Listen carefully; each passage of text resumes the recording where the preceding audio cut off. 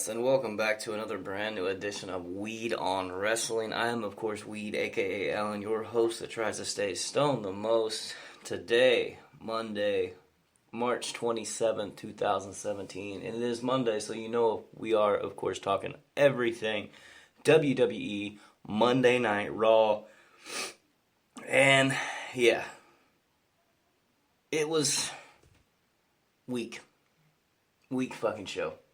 Kind of like this opening, this entrance that I just did here, it was fucking weak. This is our lead up into WrestleMania, and this is what we're kind of forced to deal with at the moment. Alright, the start of the show, the vignette was hijacked by The Undertaker / Bray Wyatt. A little bit confusing there, but yeah, since it's Raw, I guess that means that it's The Undertaker. Look, it was cool having something new to start it, but then again, I don't know, no amount of hype or video packages can get me excited for the shitfest that will be Roman Reigns versus The Undertaker at WrestleMania. I mean, cool, but still fuck off. And, I don't know, all that before we get to hear the first shitty word from the fucktastic commentary table that is on Monday Night Raw. If it wasn't for Corey Graves, I'd watch the whole fucking show on mute. It's that atrocious. But yeah, that was the way the show started, with little hints at what was to come with the show. Bayley actually kicked off the whole Monday night festivities, if you will. It was just, is it just me, or have the cheers really fell off? They've really fell flat for her over the past few weeks. Bayley's new something shiny is kind of worn off, and the reality is starting to set in. That reality is that of that, that promo was fucking horrid. Bayley can't really form a logical sentence at one time without getting distracted or cut off or anything like that. She's just not that good. Charlotte's good, but she can't carry everything. And then on the complete other side of the spectrum, we all know Sasha Banks is getting ready to turn heel. So when's that going to happen, and at whose expense? I'm pretty sure it's going to be at Bayley's expense at WrestleMania. Nia Jax ain't ready for the spotlight. Why should I even fucking care at this point? I think all signs lead to Charlotte winning at WrestleMania, unless Sasha Banks turns on Bayley at the end and tries to pin her or something like that. Sasha could become champion, but I really see Charlotte winning at that one. But I couldn't give a shit less. I can't fucking care. It's pointless. Go nowhere segment that did the opposite of getting me hyped for their match at WrestleMania. I guess that match is set now. It's an elimination fatal 4-way match for the Raw Women's Championship at WrestleMania. And who really fucking cares at this point? They ended up having a match. I gotta get my shit organized here. Because I went on a damn tangent in my notes. But yeah, I guess there was, here's my notes here. I guess there was a women's match of some sort. Some sort of tag match. I ignored it basically, because I've seen this shit like 87 times since the days when all 4 of them were in NXT. Same old, tired, repetitive horse shit. So I think I loaded a couple bowls and smoked a little bit while this match was going on. I think I watched it on repeat, so I may have fast forwarded during this, but yeah. Botch of the Night was in this, and it has to go to Nia Jax again. This is a couple weeks now that she's had the Botch of the Night. Anytime she's in the match, you can guarantee that it's going to be uncoordinated, because she's an uncoordinated toadstool. It's not a racial joke. It's not a fat joke. She just looks like a frog when she's out there fucking bouncing around. It's not appealing. The whole match was a fucking botch. She looks like the Great Khali in every single match. The way that she's just kind of throwing herself around. And it makes her look worse while slowing down the other 3 and making them look worse as well. This shit just sucks. Sasha Banks and Bayley win in a sloppy match that made everyone look like shit. Nia Jax goes off at the end, flattening everyone in sight and sucking all of the talent out of the air and out of the arena. And that's what she does in matches. She just sucks so bad it sucks all of the fucking talent out of the air. Again, I couldn't care less about this women's division playing hot potato with the title. Until they figure out who's dominant and who's the wrecking force and stuff like that, I'm not going to care. I'll start to actually care whenever they give two flying fucks. Now, I've got a tangent to go off on.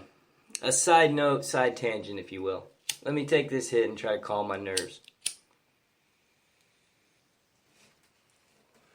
Okay. I'm not real sure about my feelings on the CM Punk chants. 8 fucking minutes into the show. 8. That's all it took. It was 8 fucking minutes for the fans in Philadelphia to start them. And start them they did. Damn. As Ron Simmons would so eloquently say, damn.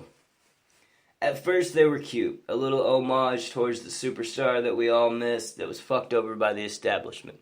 Cool. I like it. That's cool. And then it grew old really fucking quickly. They were just utterly annoying. They were everywhere, every night for no fucking reason. Almost like the fans knew that they were supposed to be chanting something. They just didn't know what.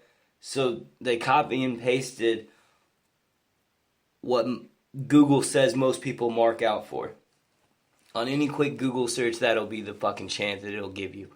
That's how fucking overused it is at this point.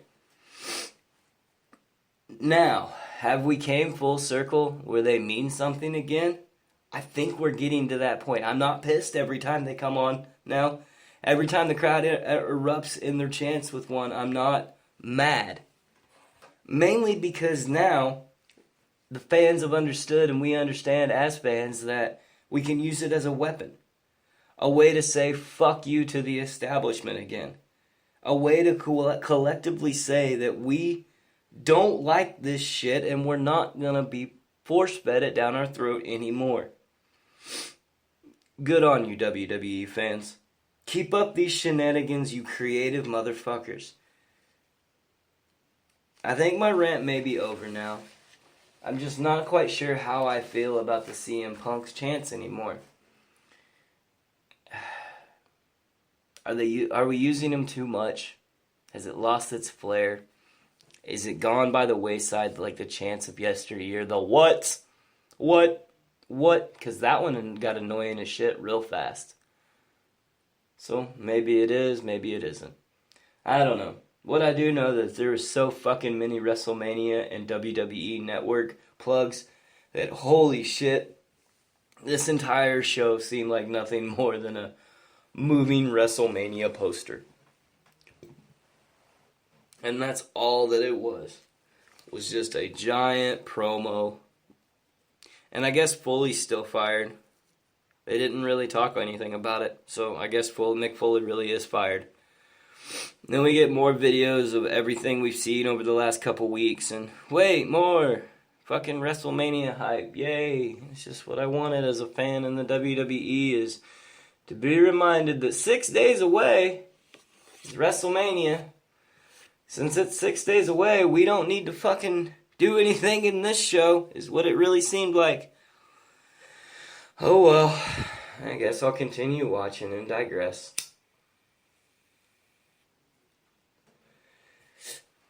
So it was Purple Rope Cruiserweight time after that. Neville joined the commentary crew. Not very good at the commentary crew. Not an Austin Aries, if you will. It was Austin Aries versus Noam Dar in the match.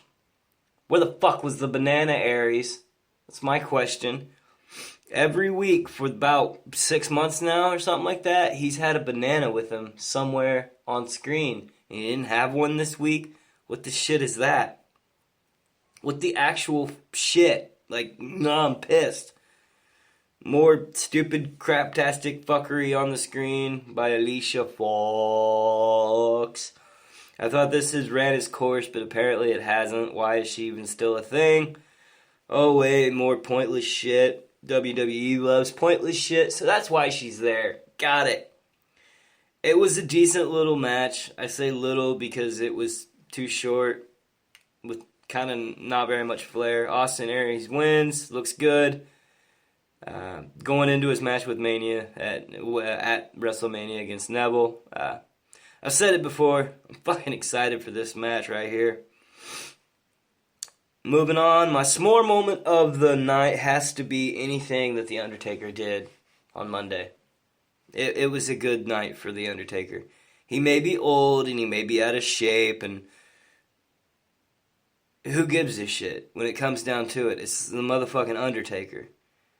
Give me some more of that, please. Anything with Taker, I just want some more of it. I'm going to hit on this a little bit later on, because he comes back around. But yeah, that's my s'more moment, is anything with Undertaker. Something that ran way too long, though, that I'm going to hit on, is the Seth Rollins Triple H segment. Is Seth Rollins heel? Is Seth Rollins face? Is Seth Rollins a tweener? That I can't answer. But what I do think is that Triple H is starting to become the new Vince McMahon.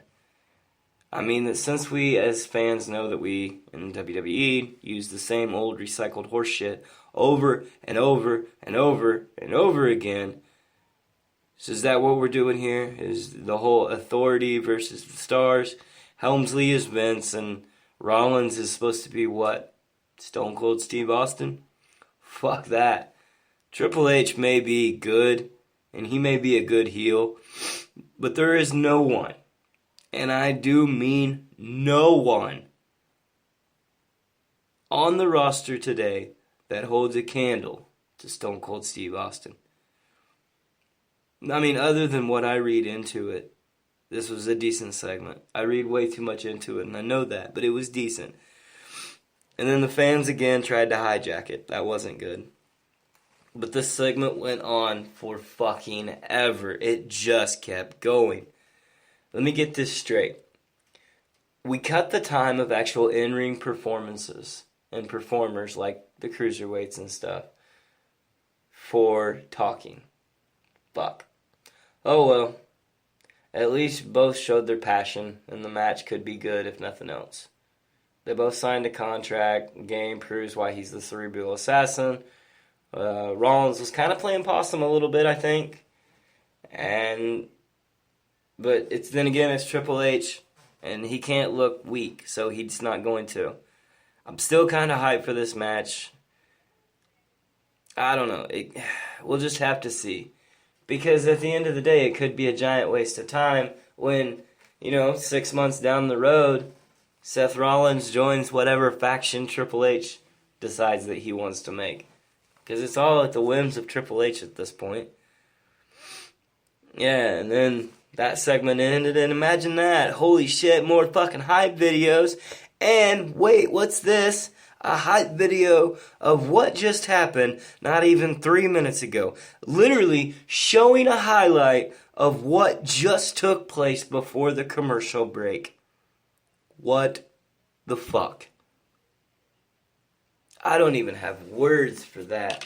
Literally, we leave for commercial break with Triple H beating the shit out of Seth Rollins. And then we come back from commercial break and we show highlights of Triple H beating the shit out of Seth Rollins. Doesn't make a whole lot of sense. From a logical standpoint, it sucks. Right after that, my brain hurts because it was interesting. It was an over-the-top kind of battle royale type single person at a time match. And it started off with the Big Show, Jinder Mahal. Show still looks like he's in great shape. He eliminated Mahal fast. And enter Bo Dallas and then exit Bo Dallas. Enter Shining Stars, exit both the Shining Stars. Enter, I guess, what is the rest of the locker room was emptied out. It was R-Truth, Goldust, Curtis Axel, and everybody that had just been eliminated. They all gang up on the Big Show and throw him out. And then he gets back in and just lays waste to all of them. I don't really understand it. And then the whole segment just kind of stalled, and then it was what the fuck, and then confusing, and then Braun Strowman's music hit and challenged Big Show to a match at WrestleMania. So Braun runs from The Undertaker only to challenge the Big Show. who he's already beat. How does this logically line up? Who even asked for it? I see the writing on the wall. No, really, I have it written right here on the wall. It says Shaq drops from WrestleMania. So since Shaquille O'Neal drops from WrestleMania, we need to find somebody at the last minute to take on the Big Show since he's in so good a shape, who had a good match a few weeks ago that we can show again because the fans like recycled shit. Thanks, Vince. Let's go Big Show Braun. Instead of what everybody wanted was somebody other than Roman Reigns and Undertaker at WrestleMania, so we could have gone Undertaker Braun, Big Show Reigns. Instead, no, we get flip of that, reverse it, and it sucks. Where did all the build-up go? Where's the storyline? Why even have writers if we're just gonna throw a bunch of crap together at the last minute and fly by the seat of our pants on some just recycled crap that wasn't bad the first time, so let's have it again. God damn. Could have been good, could have been great, gonna suck. Because I'm not really that hyped for WrestleMania. And there's a shit ton of matches on the card. I'll get into this at a later date. I got enough to talk about. This one's going to run long. I apologize. But holy shit, it was a catastrophe. For 3 hours, they didn't get a whole lot accomplished. And then we got more WrestleMania previews about the shitty music. Holy fuck, who gives a shit? There were so many backstage interviews with the tag team divisions and what they're going to do and all that crap. At least Gallows and Anderson came in, and at least they show up every week. That's one good thing. You know they're going to be there. They had a ladder and get a little glimpse of their antics of what they could be. If the Bullet Club was to get a push in the WWE roster, probably not. But it was good while it lasted. Right after that, we get another spot about the network in WrestleMania. So many fucking previews and plugs and shit like that. Jesus Christ. Right after that, another hit, because it's more cruiserweight actions. And I like me some cruiserweights, damn it. I like me some cruiserweights. Yay. And this one was good. It was Gentleman Jack Gallagher versus King Neville. And listen, it didn't stand a chance to live up to the hype of the last one. Because the last one, holy shit, these two put on a battle. But this one was good. It was just too quick with no character development. Neither looked extremely tough. That fucking running headbutt, though. Holy hot fuck. What a spot. We get to see Willem the Umbrella for a quick little glimpse. And it was a good match. Again, it was a good match. But Neville won. And he looks the same as he did before the match. No stronger, no weaker. Gentleman Jack, though. Oh, how the mighty have fallen. He looked so good at the last pay-per-view. And now I don't think he's even going to have a spot at WrestleMania. He's too entertaining to just let him sit on the shelf. At the end, though, Neville was trying to bask in the WrestleMania spotlight, and Austin Aries cuts in with the AANN News, the Austin Aries News Network. Holy shit. If Austin Aries wasn't Oba before, he is now. Now even more than ever. Because he included the New Day. And then they got him chanting the A-double. Hot damn, that was a good little interruption. That was a good little spot. But, again, I didn't see a banana. Where was the banana? You guys know those little previews and the spots of Remember the Rumble? They're trying to get us on the network. Remember the Rumble. Well, every time I see those, I always remember how crappy the Rumble was this year. And speaking of bad, and speaking of crappy and making the Royal Rumble even more shit, hey look, it's a shitstorm of suck himself, Roman Reigns. And he's on my screen with a microphone in his hand.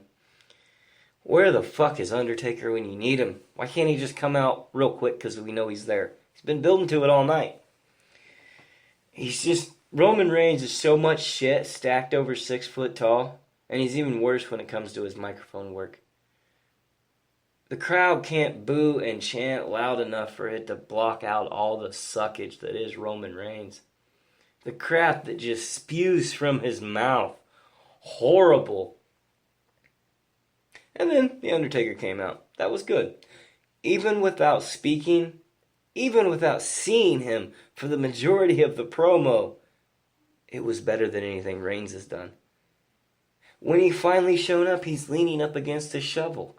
Yeah, that was better than the entire year that Roman Reigns had. And then when the lights cut and he appears in the ring, says rest in peace, dims the lights with his hands like kayfabe still exists with him for some reason because he's the fucking Undertaker. Holy shit. That's better than Roman Reigns will do in his entire career, has done in his entire career. Oh my god. The tombstones, the lighting, everything up to him appearing in the ring. Fuck. Undertaker can tell a story. Even without any true action. If it wasn't against Roman Reigns, if it was against anyone else, I would be more hyped. But no. It's against the worst fucking wrestler on the roster, Roman Reigns. I can't even get that pumped. Because I know what's going to happen. Any wrestling fan knows what's going to happen. Vince loves big sweaty men. He loves Roman Reigns. Roman Reigns is going to win at WrestleMania. And that's going to suck. Yeah. Good little segment. But you knew it was coming to an end. The fall in Enzo and Cass, though, continues. As their pop just keeps getting softer and softer. The chant-along is getting more and more scarce. God damn it, a good fucking moment, though. Big Cass. Big Cass representing in Philly. We talking about practice. We talking about practice here. Not a match. We talking about practice. Pulling out some Allen Iverson shit in Philadelphia. Fuck yes. If I didn't have a s'more moment, this would be it. This was awesome. We talking about practice. Yep. I guess it was supposed to be Gallows and Anderson versus Enzo and Cass. I think. I don't know. Cesaro and Sheamus came down, interrupted with the same ladder as earlier, I guess. Listen, it was a few good spots here and there. Gallows and Anderson stood tall at the end. Enzo looked dead at the end because he got the shit knocked out of him off the ladder, or from a ladder off the top rope to the floor. It was, a good segment. Necessary segment. It had extreme there. They were in Philadelphia, the home of ECW. They had to do it. It had to be done. Needed at least one ladder spot, I suppose. So that was it. Good. Right after that, another confusing little spot. Kevin Owens with a segment on the mic. Building his feud with Y2J for the U.S. Championship, whatever, at WrestleMania. It was good. As good as it was to hear Owens bitch, though, and moan, why even have this throwaway, do-nothing time filler segment? That's all it was a time filler. Why? Speaking of why the fuck show more of this shit? We're now going to watch more of the Roman Reigns versus Triple H segment from less than a fucking hour ago. This is the third installment of what occurred less than an hour of the show ago. But this one was longer than the entire promo shoot. Oh my god, it just gets confusing. It was just more time cutting actual matches so that Triple H gets his time filled. I'm so sick of this horse shit. That and all the plugs for WrestleMania. The entire show just feels weak. The last 20 minutes of the show has been nothing but hype for Sunday. Raw was mailed in this week, folks. Kind of like this one is. It's mailed in. Right after that, hey, look, it's a brand new match. Oh, wait, no, it's not. It's Kevin Owens / Kevin Steen versus Sami Zayn / El Generico. For the billionth fucking time. But oh, wait, there's more. A little stipulation here. If Sami wins, I guess, in this no DQs match, he's in the Andre the Giant Battle Royale at WrestleMania. You know, kind of win one for the Mick kind of deal, I guess. I don't fucking care. And then if Owens wins, Sami Zayn gets fired now. Alright, well, it's, I guess, a good way to build another roster draft after WrestleMania. If that's what we're doing, building towards another draft, okay. I suppose if you want to do like a kayfabe versus the Authority versus everyone kind of deal. I don't know. It's just predictable. It was a good fucking match, but it always all is with these two. Anytime they get into the ring, it's a good match. Almost 5-star matches every time. You can guarantee that it's going to be above a 3-star match. It turned into kind of like a badass street fight style. At the end, Jericho came in, but this is after Owens couldn't put Sami Zayn away. So Samoa Joe came in, followed by Jericho. From behind him, actually, when he was needed the most. Zayn gets the pinfall, gets the win. He's in the Battle Royale at WrestleMania. He still has a job. Cool. More importantly, it's motherfucking Chris Jericho. He finally got to put Kevin Owens on the list. It's about damn time. So much build, so much payoff, so much different between the writing here and say like the writing for Braun Strowman and Big Show matchup. The former here is great with the latter being shit.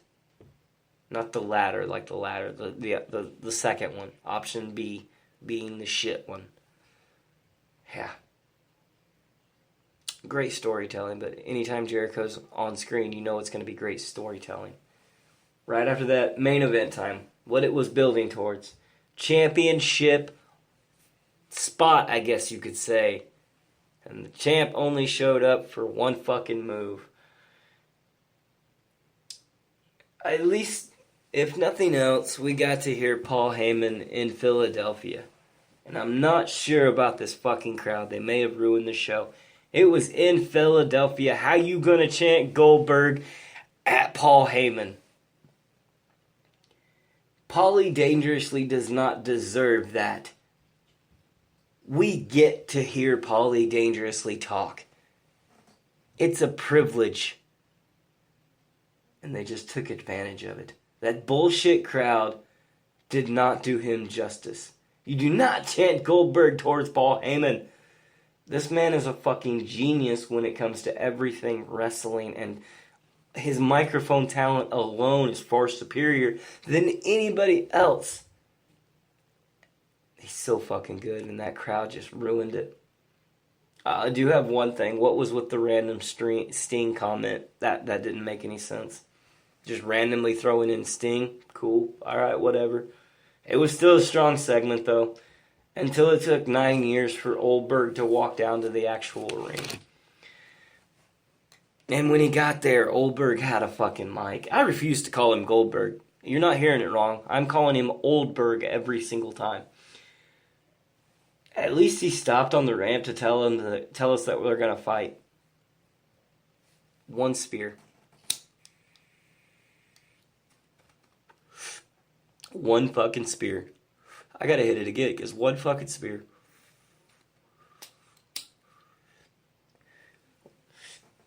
One fucking spear. That's it. One fucking spear. On the ramp, and one fucking spear. That's what we're supposed to believe that. That's all it takes, huh? One fucking spear. One spear is greater than The Undertaker and everything he did not even 5 years ago. To Brock. Fuck off. One fucking spear. What the fuck is this flim flam, as Big E would say?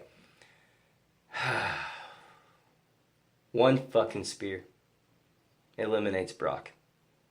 You know Brock's going to win at WrestleMania. I'm calling it now. Alright, moving on. That's the end of the show. That's how it ended. One fucking spear. One fucking spear. That's how the show ended. Fuck off. I don't fucking get it. Anyway, moving on. My What About Me? What about Raven missing superstar of the week? I was going to go with Rusev, but he's injured, so I can't go Rusev. Let's go with, speaking of injury, Mr. Demon himself, Finn Balor. Because we as the fans know that he's not injured anymore. We see the internet, we see the matches, we follow along in the universe, so we know he's making appearances at house shows. Why hide him? For over a month now, why hide him? Why save him? For what? What are we waiting for? A spot at WrestleMania where he interferes? Are we waiting for the Monday after to save somebody? What are we waiting for? So what about me? What about Finn Balor? Overall feel of the show was that this is nothing more than a glorified billboard for WrestleMania that's 6 days away. If this is supposed to get me hyped and pumped for the show that is, this show's gonna suck.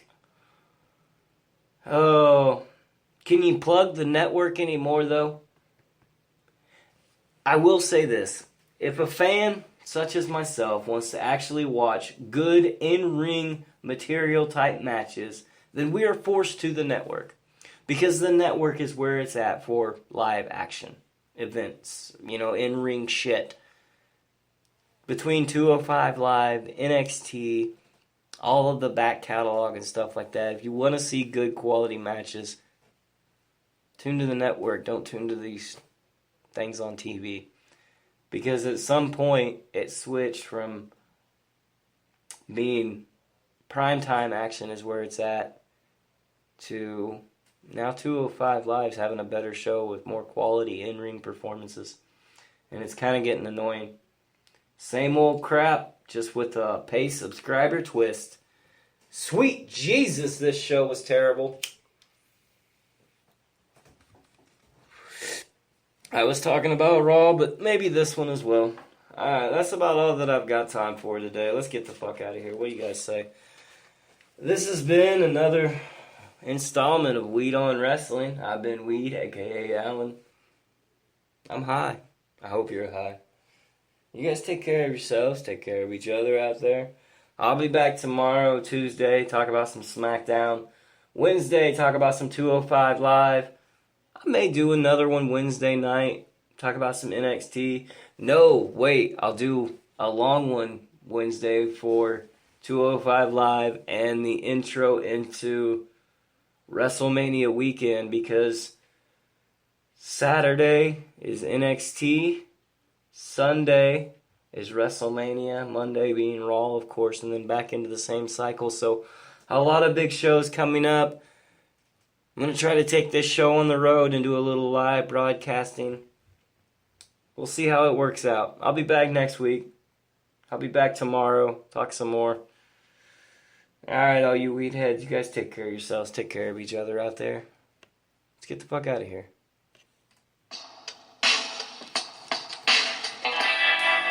Peace.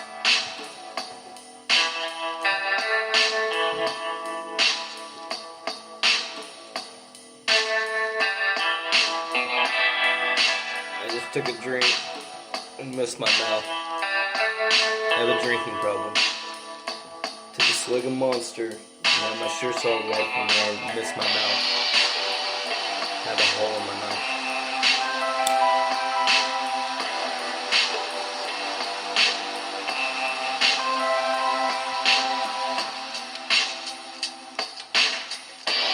Alright, tomorrow SmackDown.